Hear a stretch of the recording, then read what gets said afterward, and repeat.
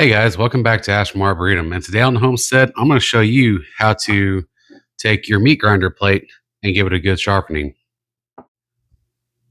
Okay, folks, all you're going to need for this project is you're going to need a lapping plate. This is just a 3/8 inch thick piece of glass. You don't want to use wood because though it might look level and flat, it's really not, and that'll affect the way your blades sharpen. You're going to need some wet dry sandpaper. I've already done a few of these today, and I'm getting ready to do these last two, and I figured I'd show you the process. You're going to need a Sharpie and a little bit of water. So what you're going to do is you're going to take your Sharpie, make sure your plate is dry. You're going to need a Sharpie.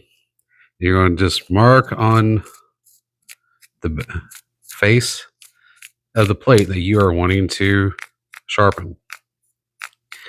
Now, anyone that grinds an awful lot of meat, you'll know immediately when your blades need sharpening. We have a project coming up that I might do a video on, I don't know, on how we make our breakfast sausage, but I'm going to need these plates for that. So we're going to set our grinding plate down, and because this glass is completely flat, you're going to end up with a flat surface on your grinding plate.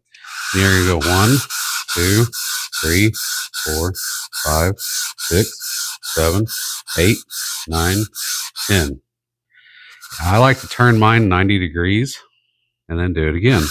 1, 2, 3.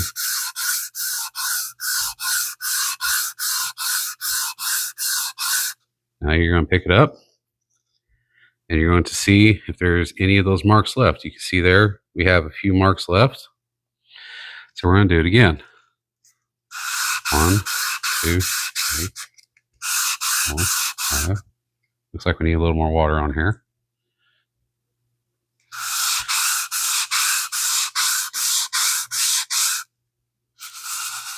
Turn it 90 degrees.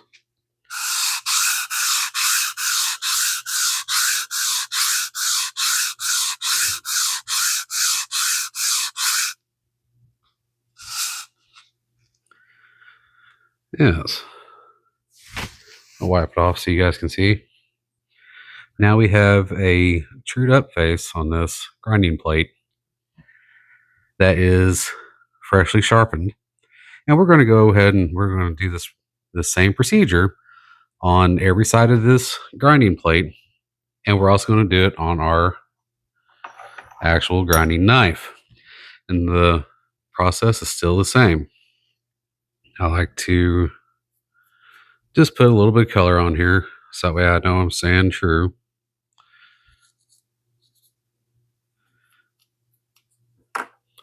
And the same thing. You're going to put your knife down, make sure it's flat. And the way we make sure it's flat is by having a lapping pad or lapping plate. 1, 2, 3, 4, 5, 6, 7, 8, 9, 10. All right, we're going to turn it 90 degrees. We're going to do it again.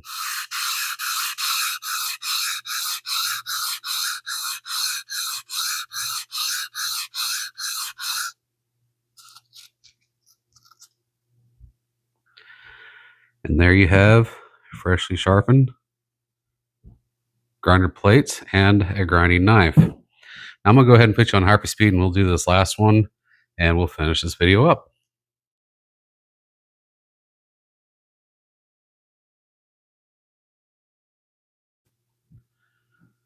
Okay, now there's a few things I want to mention.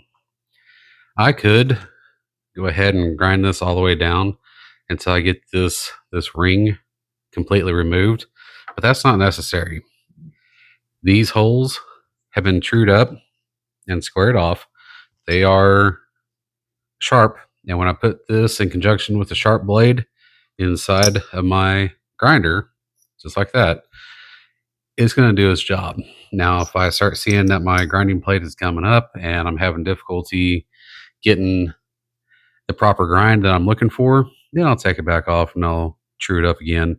But for the homeowner, unless you're a professional, this right here is all you need to do. Now, like I said, we're getting ready to make a big batch of breakfast sausage, probably in the 30 to 50 pound range. And I might do a video on that. I'm not entirely sure yet. It's going to be a bit of a process, and I just kind of want to get it done before I go back to work. So, but this right here, folks, is how you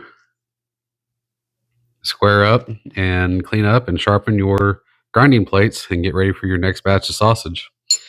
It works equally well on all size grinders, manual and electric. And the key is you need to make certain that you're using a very flat surface, which is why we have the lapping plate. Any piece of glass would work. You don't have to spend the money on an actual true lapping plate, because with glass, it's either straight or broke. You're not going to get one with a wave in it for this kind of purpose. And I find that 400 grit wet dry sandpaper does just fine for my needs. I don't want to go much coarser than that, as it will remove too much material too quick. And I don't really want to go finer than that because it takes a long time to get the face trued up.